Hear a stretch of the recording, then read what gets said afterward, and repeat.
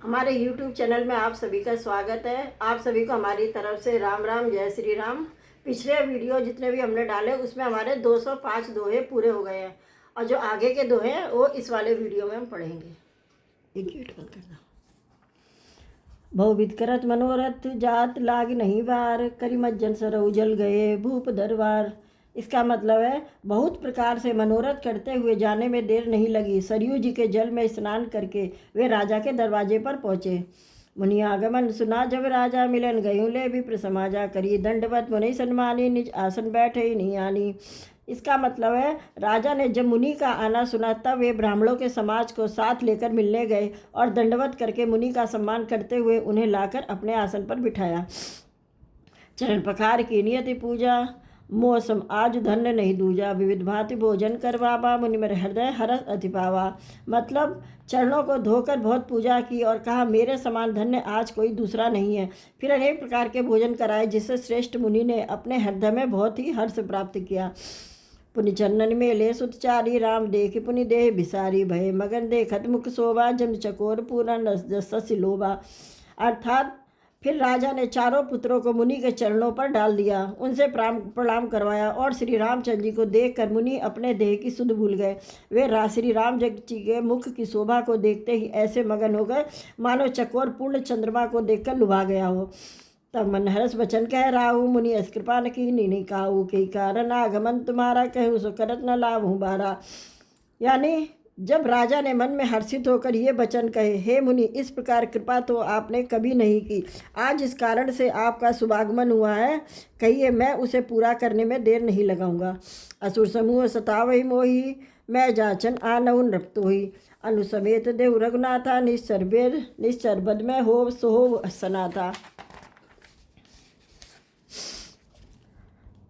अर्थात मुनि ने कहा, हे राजन राक्षसों के समूह मुझे बहुत सताते, इसलिए मैं तुमसे कुछ मांगने आया हूँ। छोटे भाई सहित श्री रघुनाथ जी को मुझे दे दो, राक्षसों के मारे जाने पर मैं सनात सुरक्षित हो जाऊंगा।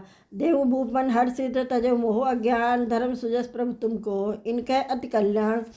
मतलब हे राजन प्रसन्न मन से इनको दो, मोह और अज्ञान को छोड़ दो। हे स्वामी इससे तुमको धर्म और सुयश की प्राप्ति होगी और इनका परम कल्याण होगा। सुनि राजा अति अप्रिय बानी, हृदय कंप मुख दुत कमलानी, चौथे पन पायो सुचारी, विप्र भजन नहीं कहूँ बिचारी। मतलब इस अत्यंत अप्रिय वाणी को सुनकर राजा का हृदय काँप उठा और उनके मुख की कांति फीकी पड़ गई। उन्होंने कहा, हे ब्राह्मण मैंने चौथे पन में 4 पुत्र को पाए हैं, आपने विचार कर बात नहीं कही है। मागो भूमि देनु धन को सा, सर्वस देहु आज सहरो सा, देह प्रांते प्रिय कचुनाए, सो मुनि देहि निमिष एक माही।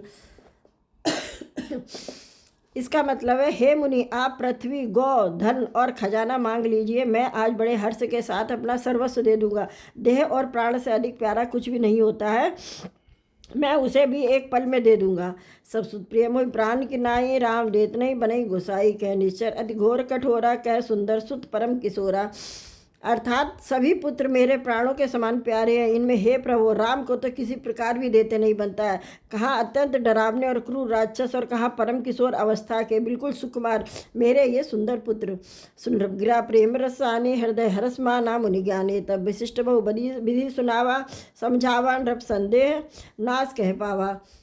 अर्थात प्रेम रस में सनी हुई राजा की वाणी सुनकर ज्ञानी मुनि विश्वामित्र जी ने हृदय में बड़ा हर्ष माना। तब वशिष्ठ जी ने राजा को बहुत प्रकार से समझाया जिससे राजा का संदेह नाश को प्राप्त हुआ। अति आदर दो नूतन बुलाए, हृदय लाई वही भात सिखाए, मेरे प्राण नाथ सुत दो, तुम मुनि पिता आन नहीं को। अर्थात राजा ने बड़े ही आदर से दोनों पुत्रों को बुलाया और हृदय से लगाकर उन्हें बहुत प्रकार से शिक्षा दी। फिर कहा, हे नाथ ये दोनों पुत्र मेरे प्राण हैं, ये मुनि अब आप ही इनके पिता हैं, दूसरा कोई नहीं है।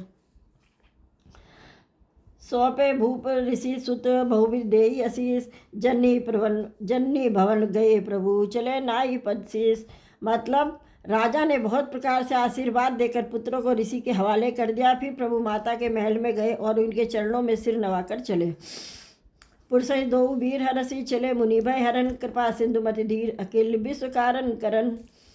मतलब पुरुषों में सिंह रूप दोनों भाई राम लक्ष्मण मुनि का भय हरने के लिए प्रसन्न होकर चले। वे कृपा के समुद्र, धीर बुद्धि और संपूर्ण विश्व के कारण के भी कारण हैं। अरुण नयन उर्बाहु विशाला, नील जलस्तन श्याम तमाला, कटपट पीत कसेबर भाता, रुचिर चाप सायक दुहाता।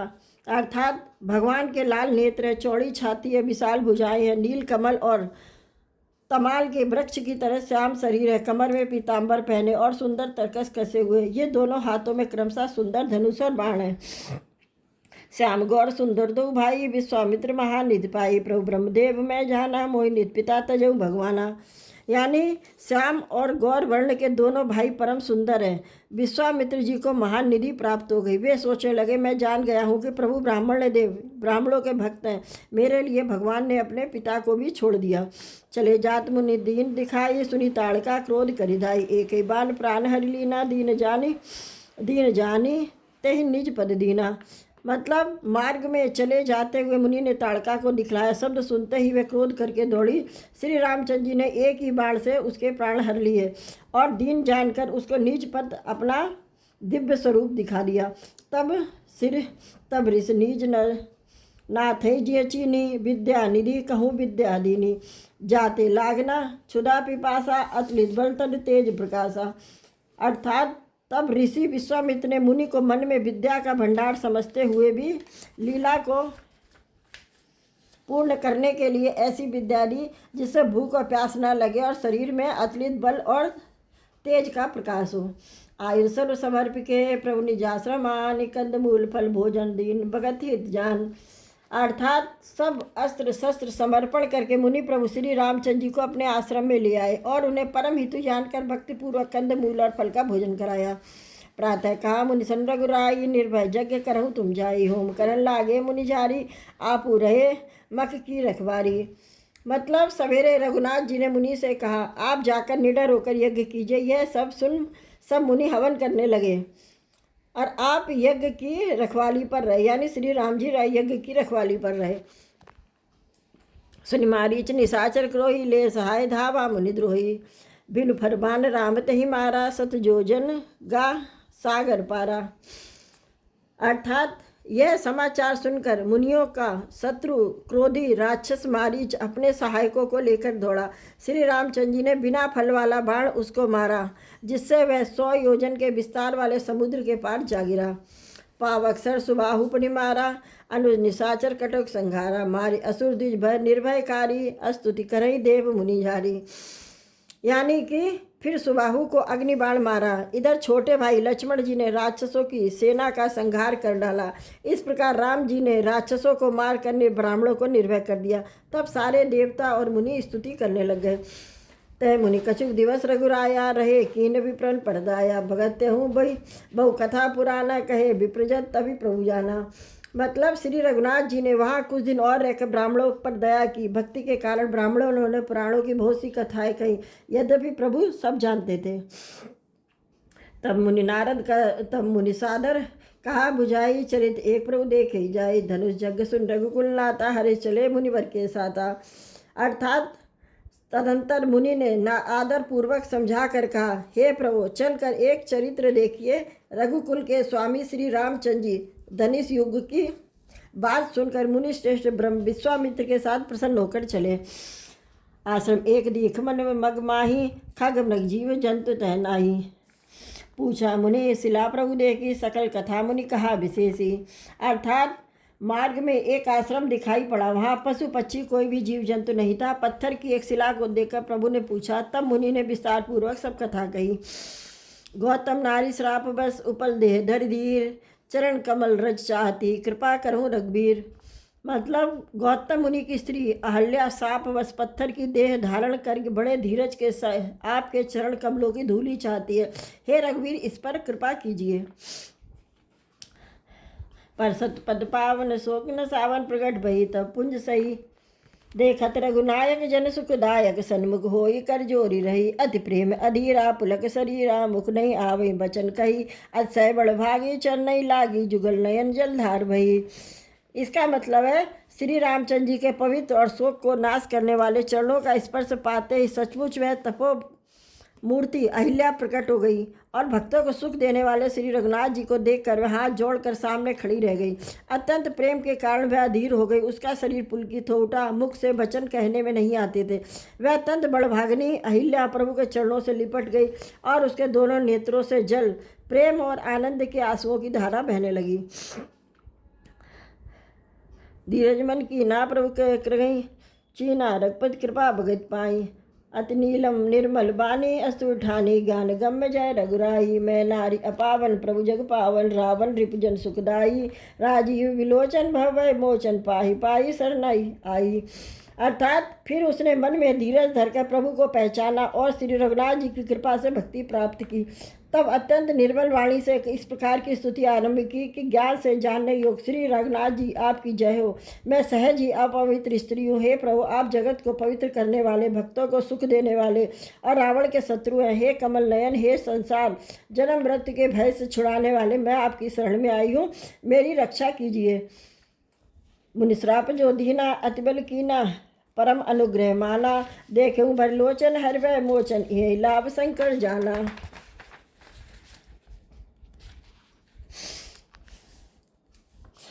बिनती प्रभु मोरी मैं मति, भोरीनाथ ना मांगू बरबाना। पद कमल पर आगा रसी अनुरागा, मन मधुप कर पाना। अर्थात मुनि ने जो मुझे श्राप दिया है सो बहुत ही अच्छा किया। मैं उसे अत्यंत अनुग्रह करके मानती हूँ, जिसके कारण मैंने संसार से छुड़ाने वाले श्री हरि को नेत्र भर देखा। इसी आपके दर्शन को शंकर जी से बड़ा लाभ समझते। हे प्रभु, मैं बुद्धि की बड़ी भोली हूँ।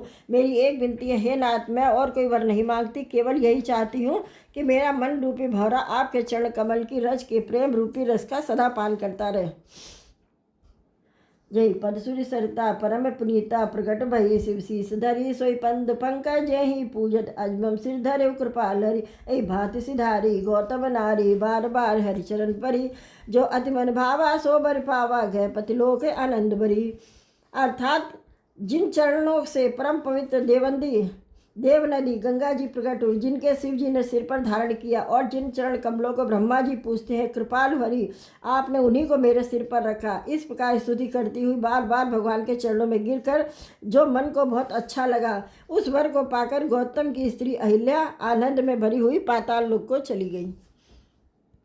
इस वीडियो में हमने 5 दोहे पढ़े हैं, यानी हमारे 210 दोहे कंप्लीट हो गए हैं। रामचरितमानस में जो बालकांड है उसमें 210 दोहे हमारे पूरे हो गए हैं और अब जो इसके आगे के दोहे हैं वो हम अगले वीडियो में पढ़ेंगे।